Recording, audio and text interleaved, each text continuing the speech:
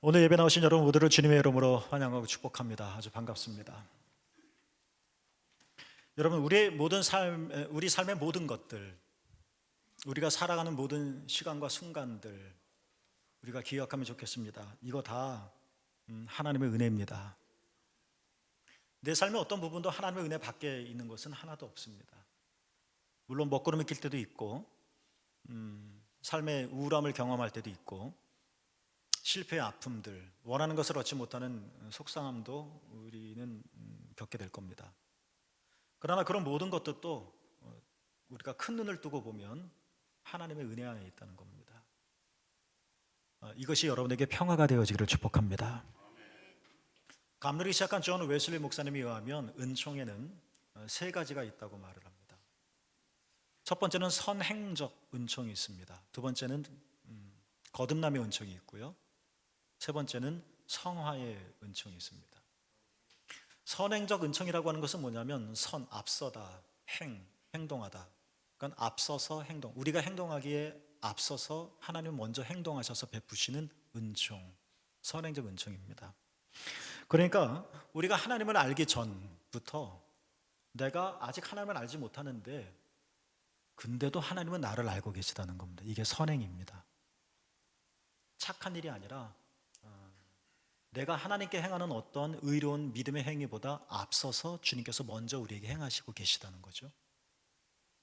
내가 구원을 받기 전에 하나님은 이미 우리에게 구원의 은총을 베풀어 주셨다는 고백, 이것이 선행적 은총입니다. 이 선행적 은총을 바꿔서 말을 하면 이렇게 표현할 수도 있을 것 같은데요. 하나님은 우리가 하나님을 사랑하기 전에 먼저 우리를 사랑하셨습니다. 여러분, 하나님은 먼저 여러분을 사랑하셨습니다. 내가 하나님을 사랑하니까, 내가 하나님에 대해서 열심을 내니까 그거 보고 하나님께서 됐다 하면서 우리를 사랑하시고 받아주시는 것이 아니라, 내가 하나님을 사랑하기 이전부터, 심지어 내가 하나님을 부인할 때도 하나님은 먼저 나를 사랑하셨다는 겁니다. 이 사랑이 어떤 것인지 우리가 경험하고 이것을 우리가 확신하며 산다면 내 삶은 달라질 겁니다. 두려움이 우선 없을 것 같습니다. 왜요? 하나님이 나를 먼저 사랑하고 계시니까. 그래서 사도 요한이 요한일서 4장 19절에는 이렇게 말을 했죠. 419입니다. 외우기 좋죠. 유명한 말씀이 나오죠. 우리가 사랑함은 그가, 하나님이죠, 먼저 우리를 사랑하셨음이니라.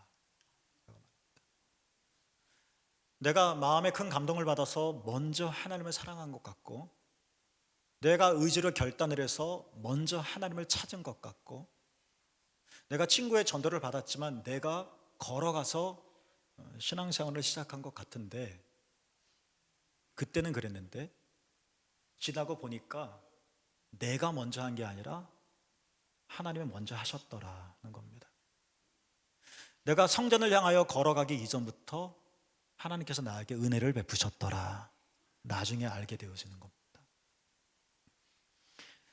제 어휘인데요, 하나님의 이 먼저 사랑은 시간적이나 순서적인 의미만이 아니라 하나님의 사랑의 보편성을 말하기도 합니다.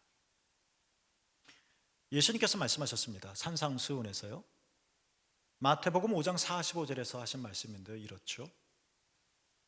하나님이 그 해를, 태양입니다, 그 해를 악인과 선인에게 비추시며 비를 의로운 자와 불의한 자에게 내려주신다. 우리 주님의 말씀입니다. 하나님은 악인과 선인을 구별하셔서 은총을 제한하시는 분이 아니라는 겁니다. 악인을 인정한다는 것은 아니지만 악인일 때도 해를 내려주신다는 겁니다. 그러니까 해와 비는 하나의 은유겠죠. 우린 해와 비 없이는 못 살잖아요. 우리는 악인이면 꼴값 떤다 하면서 저런 사람이 어떻게 하고 구별을 할 텐데, 하나님은 구별하지 않으시고, 악하게 살아도 괜찮아 그런 의미는 당연히 아니고, 선인은 선인이기 때문에 또 악인은 악인이기 때문에 하나님께서 해를 비춰주시고 비를 내려주신다. 할렐루야. 그러니까 악인은 멸망으로 흘러갈 수밖에 없는 존재가 아니라는 겁니다. 악인은 하나님도 어떻게 손쓸 수 없는 존재가 아니라는 겁니다. 악인은 지옥불로 떨어지는데 하나님께서 손 놓고 있는 버림받은 존재가 아니라는 겁니다. 속으로는 하나님께 분통을 터뜨리기도 하고 계속 악행을 행하더라도, 본인은 모르더라도 하나님은 그를 살리기를 원하신다는 겁니다. 그래서 해를 내려주시고, 그래서 비를 내려주시는 것입니다. 하나님은 선한 사람만이 아니라 의로운 사람에게도, 의로운 사람만이 아니라 불의한 사람에게도 비를 내려주셔서 구원으로 이끌어 주신다. 이게 선행의 은총이고, 여러분, 이게 하나님의 사랑입니다. 먼저 사랑하셨다는 겁니다. 우리의 사랑은 모든 것이 조건입니다. 숭고한 부모님의 사랑도 사실 조건이 늘 언제나 깔려 있습니다.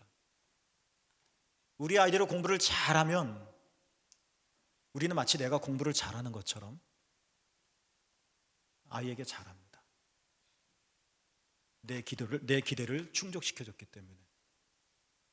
물론 그렇지 않아도 부모님은 자녀를 사랑하겠지만 우리도 어쩔 수 없는 연약한 인간이라 우리의 모든 베푸는 사랑에는 조건이라고 하는 것, 기대라고 하는 것이 너네들한테 깔려 있습니다.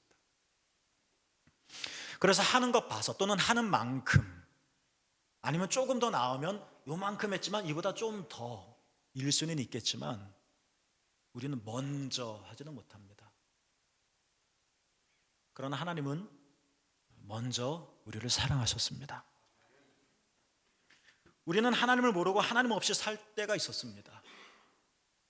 우리가 모태의 신앙이 아닌 이상 우리는 내 삶의 어느 한순간에 예수님을 믿기 시작했었을 텐데, 그 이전에는 우리는 하나님 없는 존재였습니다. 우리는 하나님을 부인합니다. 하나님을 배반합니다. 우리는 하나님을 부정합니다. 또 하나님 반대로 삽니다. 이러던 내가 지금 그리스도인이 되어 있습니다. 뭡니까? 하나님이 먼저 나를 사랑하셨기 때문이라는 겁니다. 내가 여전히 하나님 없이 살아도 그래도 나를 사랑하셨기 때문에 내가 지금 기독교인이 되어져 있다는 겁니다. 우리는 하나님을 사랑하고 또 하나님을 사랑하고 싶어 합니다. 더욱더 마땅히 그래야 할 겁니다. 하나님에 대한 그런 우리의 사랑은 내 힘으로 되는 것이 아닙니다. 내가 하나님을 사랑할 수 있는 것도 하나님이 먼저 나를 사랑하셨기 때문에 가능해지는 것입니다. 오늘 이 한 가지만을 여러분이 좀 기억해 주셨으면 좋겠습니다. 여러분의 처지와 상황이 다 다르실 텐데요, 그래도 이것만은 기억합시다. 하나님이 여러분의 상황과 상관없이 여러분을 먼저 사랑하신다는 것 말입니다. 예수님은 선인, 악인, 의로운 자, 불의한 자 이렇게 표현을 하셨지만 여러분이 불의한 자라는 이야기는 아니고, 우리가 하나님 보시기에 순전한 자리에 서주는, 하나님의 기대에 딱 맞는 위치에 우리가 서 있지 못한다 할지라도 하나님은 해를 비춰주시고 하나님은 비를 내려주십니다. 그럼에도 불구하고 먼저 나를 사랑하신다.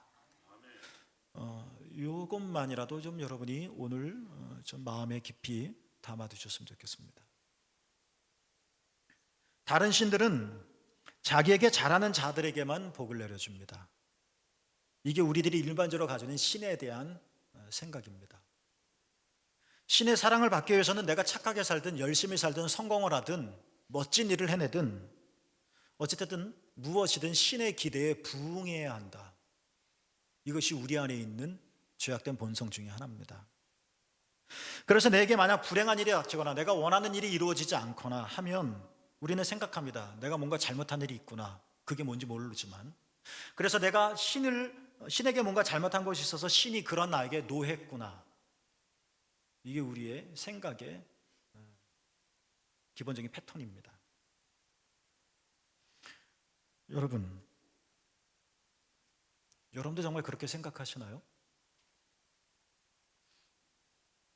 내가 하나님의 복을 받는 것은 내가 잘했기 때문이고, 내가 뭔가를 잘했기 때문에 하나님께서 복 내려주시는 거고, 내가 뭔가를 못했기 때문에 하나님께서 화를 내려주시는 것이고,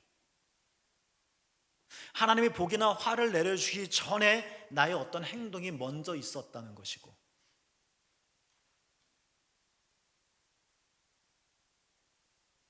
여러분, 그럼 우리는 진짜 못 살 것 같습니다. 순간순간이 두려움일 겁니다.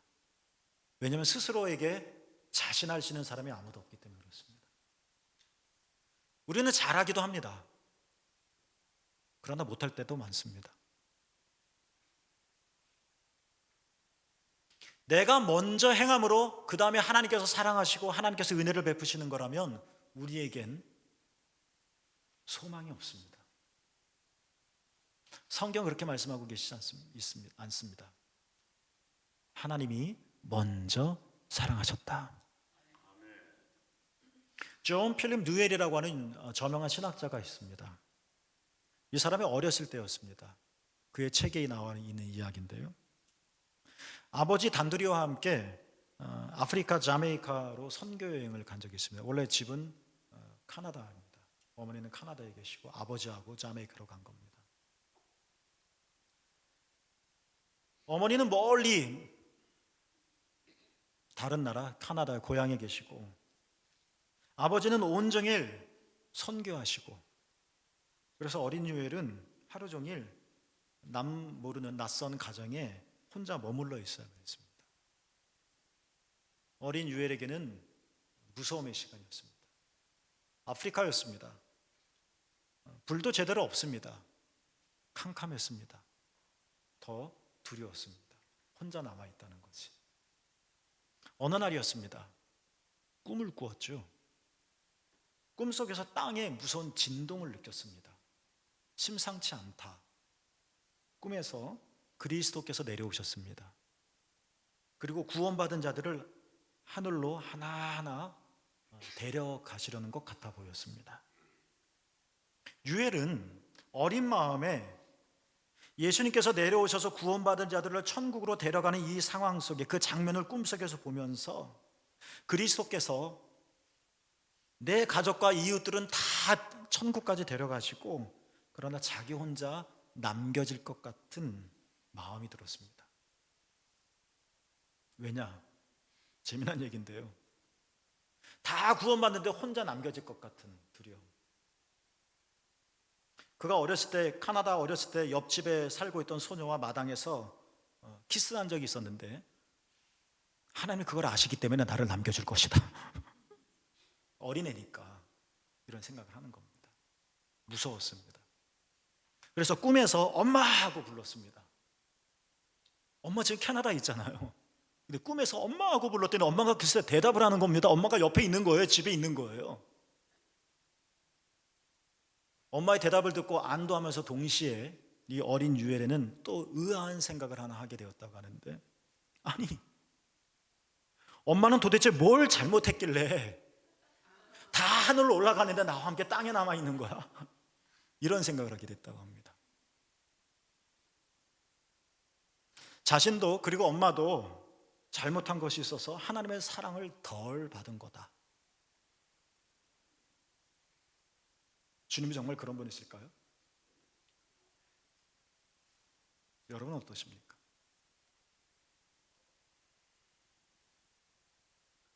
그런데 그분이 말하려고 하는 바는 어린 시절에 이러한 좀 황당하기도 하고 놀라운 이 꿈이 성장하면서 계속 기억되어지는 과정 속에서 하나님에 대해 달리 생각하게 신학자로서 되었다고 합니다. 성인이 되었고 결혼을 했습니다. 자녀를 낳았죠. 근데 그의 아들은 정신쇠약증으로 약을 먹어야만 했습니다. 작은 일에도 신경질적인 두려움을 보였습니다. 제대로 생활할 수가 없었죠. 늘 아버지가 돌봐야 했습니다. 그러나 이미 어린 시절의 그 꿈과 성장하면서 신학적인 해석과 또 하나님에 대한 생각들을 이렇게 고쳐나가게 되어지면서 내 아들이 이런 것이 나, 아버지, 나 또는 내 아들 자신 때문이 아니다. 하나님은 내 아들을 여전히 사랑하신다. 내 아이가 온전한 성인의 청년의 삶을 살지 못해도 하나님이 먼저 사랑하신다. 내 아이가 제정신이 아니라서 하나님께 온전한 신앙 고백을 드리지 못해도 하나님은 내 아들을 먼저 사랑하신다. 이 확신이 있었기 때문에 아들을 잘 사랑으로 키울 수 있었다고 말합니다. 사도 요한이 말합니다. 그의 별명은 사랑의 사도입니다.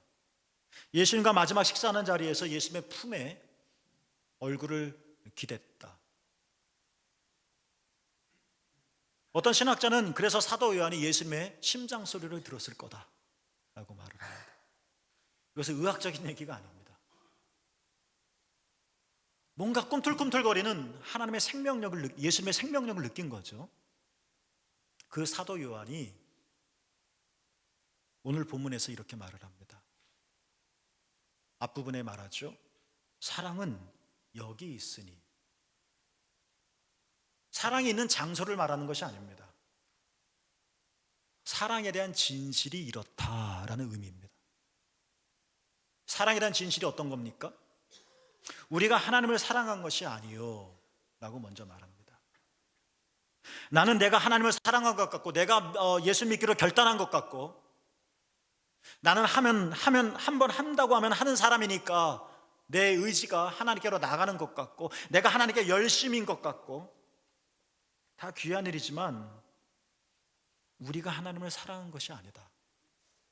그 사랑이 거짓되다는 이야기가 아니라 하나님이 먼저 우리를 사랑하셨다.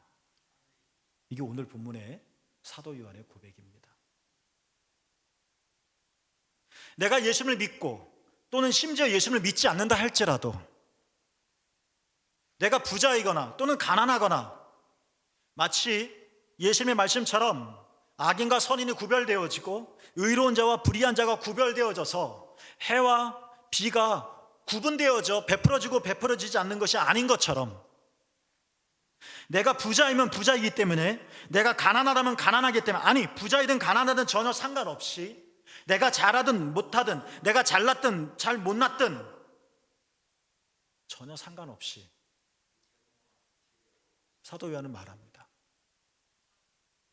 그러한 내 삶 전체가 하나님의 사랑 안에 있다는 겁니다. 여러분, 내 삶을 흑백으로 딱 나눌 수는 없겠지만, 나는 지금 의인이니까 선인입니까? 나는 부자입니까? 가난합니까? 나는 잘났습니까? 못났습니까? 나는 성공했습니까? 실패했습니까? 상관없다는 겁니다. 하나님은 여러분이 부자이기 때문에 더 사랑하시고 가난하기 때문에 덜 사랑하는 것이 아니고, 존 필립 뉴엘 얘기처럼 내가 스스로 죄책감을 갖는 거죠. 내가 그 옆집 아이 소녀와 키스를 했기 때문에 하나님께서 그리스도 예수 오시는 날에 나를 부르지 않으실 거다라는 이런 것이 아니라, 내가 잘했으면 잘했기 때문에, 아니 그거 상관없이, 내가 하나님을 몰라도, 내가 하나님을 부정해도, 하나님 없이 살아도, 내가 아직 예수님을 믿지 않아도 하나님은 지금도 우리를 이끄신다는 겁니다. 이끄십니다. 하나님은 지금도 여러분을 사랑하십니다. 이 확신을 우리 가슴속에 깊이 심었으면 좋겠습니다. 내 삶 전체가, 여러분의 삶 전체가 하나님의 은총에 둘러싸여 있습니다. 하나님의 사랑이 여러분의 존재의 모습 상관없이 먼저 여러분에게 나타났습니다. 그래서 내가 삽니다. 그래서 내가 예수를 믿게 됩니다. 그래서 내가 하나님을 우러러보게 됩니다. 그래서 내가 회개하고 바뀝니다. 하나님이 먼저 사랑하셨습니다. 야고보서 2장 13절 뒷부분에 제가 좋아하는 말씀이 하나 나오는데요, 개역성경에 이렇게 번역이 되었죠. 긍휼이 심판을 이기고 자랑한다. 야고보서는 신학의 지혜서라고 불립니다. 그러니까 잠언처럼 우리의 삶에 대해서 또박또박 얘기해 주는 책이죠. 그 한 대목으로 하나님의 긍휼이 심판을 이긴다. 심판이나 재앙이 없다는 이야기가 아닙니다. 하나님은 이 구약 성경을 보면 이스라엘 사람들을 재앙으로 몰아가셨습니다. 그러나 사랑하지 않아서가 아닙니다. 살리기 위하셨습니다. 먼저 사랑하셨기 때문이라는 겁니다. 긍휼이 심판을 이기고 자랑한다. 나를 향한 하나님의 먼저 사랑을 우리가 고백할 수 있게 된다면 여러분의 과거는 어떻게 해석되겠습니까? 여러분의 현재는 어떤 색깔로 보이겠습니까? 여러분의 미래는 어떤 전망을 가질 수 있게 됩니까? 기억합시다. 하나님이 먼저 여러분을 사랑하십니다. 누가복음 15장에 예수님께서 잃어버린 것들의 비유가 나옵니다. 세 가지 비유가 나오는데 그 중에 가장 유명한 비유죠. 잃은 아들의 비유가 나옵니다. 둘째 아들이 아버지 집을 떠났습니다.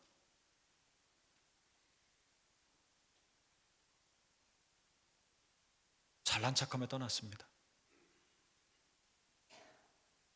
아버지 없이도 할 수 있다는 것 자랑하고 싶어서 떠났습니다. 그러나 그렇게 살지 못했습니다. 그렇게 살지 못하면서도 이것이 잘못된 일이라는 것을 생각하지 못했습니다. 가난에 찌들리고 굶주림에 시달리고 허랑방탕하며 살았고 그래도 내 삶이 잘못됐다는 것을 인정하지 못했습니다. 나의 이러한 행동 때문에 아버지가 지금 얼마나 괴로워하실지 생각도 못했습니다.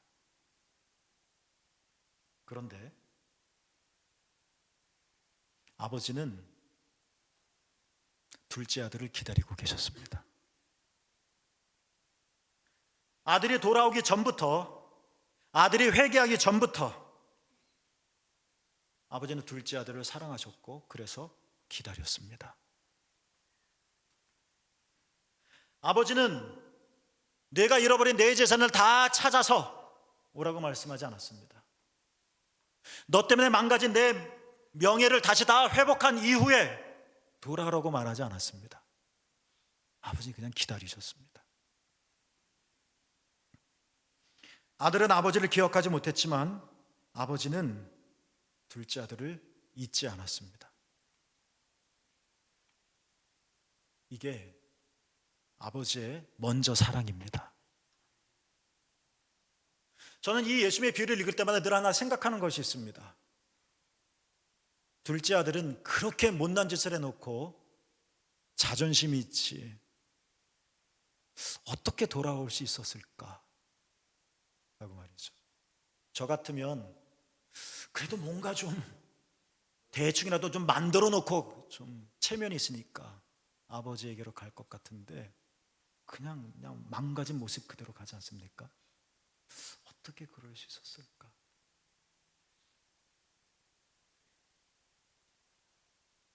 아버지의 신실함이었습니다. 변치 않으시는 아버지. 아버지는 늘 언제나 기다리고 계실 거야. 아버지는 언제나 나를 바라보고 계실 거야. 아버지는 늘 언제나 그 자리에 계실 거야. 아버지에 대한 이런 믿음이 있었기 때문에 갈 수 있었겠죠. 그렇죠? 혹시나 그 안에 아버지가 나를 내치실 거야, 나에게 벌 주실 거야, 나를 내쫓으실 거야, 이런 생각이 더 컸다면 가고 싶어도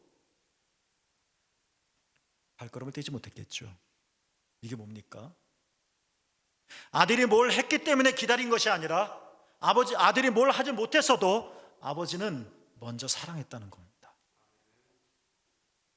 하나님이 이 크신 사랑을, 선행적인 사랑을 여러분의 영혼 속에 깊이 간직하시기를 축복합니다. 탕자 이야기에서 질문이 늘 언제나 하나 있습니다. 아버지는 왜 아들을 사랑했다고 하는데 아들을 찾으러 나서지는 않았을까 하는 겁니다.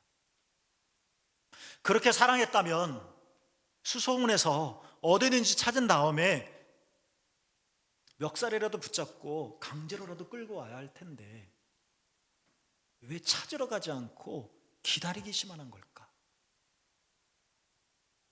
무정함 때문인가? 아니면 엄격함 때문이었을까? 우리는 이것들을 어떻게 풀어야 할까 하는 겁니다. 저도 아마 여러분도 간혹 이런 생각을 하게 될 겁니다. 그때 하나님께서 내가 싫다고 하더라도 강제로 나를 좀 이끌어 주시지 라는 말입니다.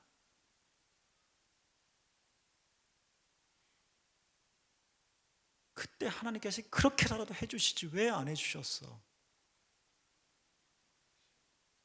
아버지께서 강제로라도, 내가 안 가겠다고 해도 강제로라도 나를 끌고 가셨으면 내가 이렇게 고생 안 했을 텐데. 진짜 궁금합니다. 그러실 수도 있었을 겁니다. 근데 왜 예수님의 비유 속에서는 안 그러셨을까? 기다리기만 하셨던 것일까? 많은 신학자들도 말하지만 저도 동의하는데, 그것은 하나님께서 우리에게 자유의 의지를 주셨기 때문에 그런 겁니다. 이건 매우 소중한 겁니다. 우리가 오해하는 것은, 신학적으로 자유의지라고 말할 땐 그것은 내게 모든 것이 허용되어 있다, 나는 모든 것을 할 수 있다, 내 마음대로 해도 된다, 그런 방종을 일컫는 것이 아닙니다. 자유의지라는 것은 자유스러운 의지, 내가 원하는 건 뭐든지 할 수 있다는 의미가 아니라, 둘째 아들임에도 불구하고 기다리셨던 아버지의 먼저 사랑, 내가 하나님을 먼저 사랑한 것 같은데 살고 봤더니 하나님이 나를 먼저 사랑하셨기 때문에 내가 주께로 이끌릴 수 있었다는 이 하나님의 사랑, 하나님의 이 선행적인 은총에 반응할 수 있는 자유를 우리에게 주셨다. 이게 자유의지입니다. 우린 두 가지로 반응할 수 있을 겁니다. 이 하나님의 놀라우신 선행적 사랑과 은총에 예스하고 나갈 수도 있고 노 하며 거절할 수도 있을 겁니다. 이건 우리의 자유입니다.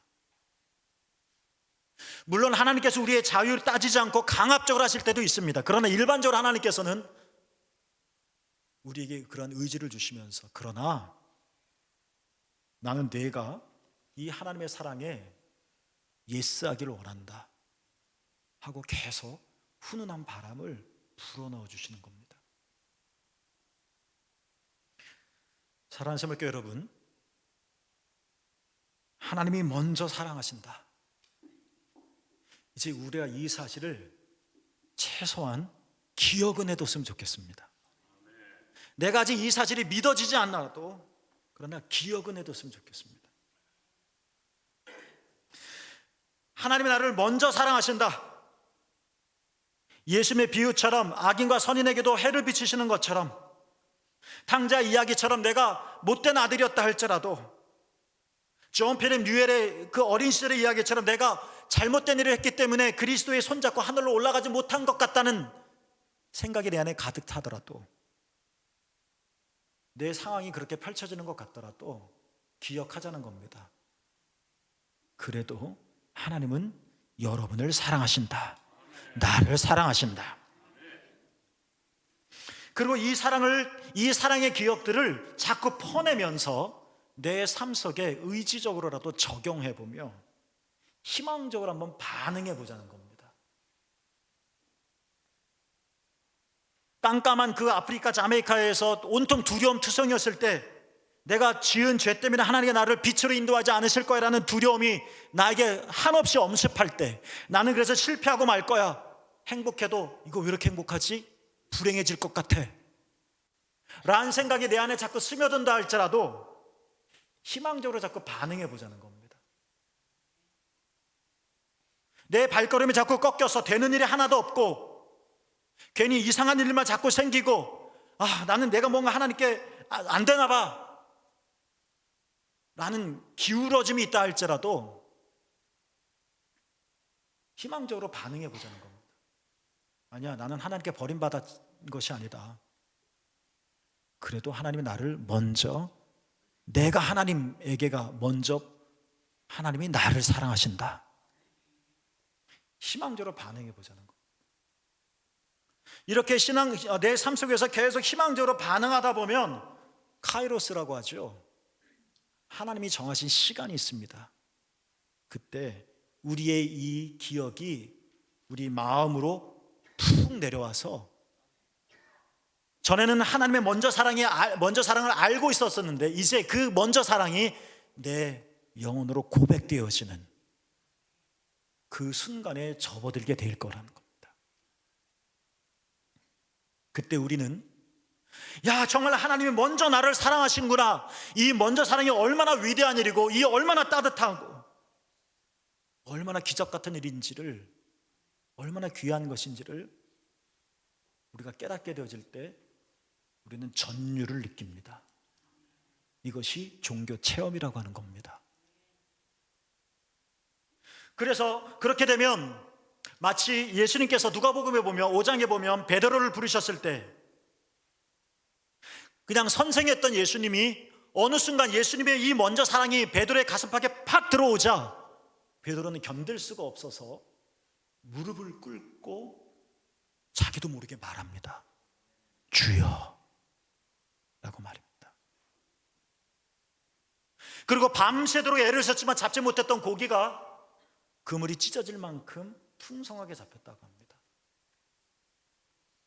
이 하나님의 놀라우신 선행적인 사랑과 은총을 우리가 기억하고 계속 우리의 삶 속에서 희망적으로 반응하고 노후하지 말고 계속 예스 예스 하면서 반응하며 나가고, 그러다 어느 하나님의 시간에 정말 그 사랑이 내 가슴팍에 밀려 들어오고 우리는 종교의 체험들을 통해서 주여 하고 무릎을 꿇게 되어지고,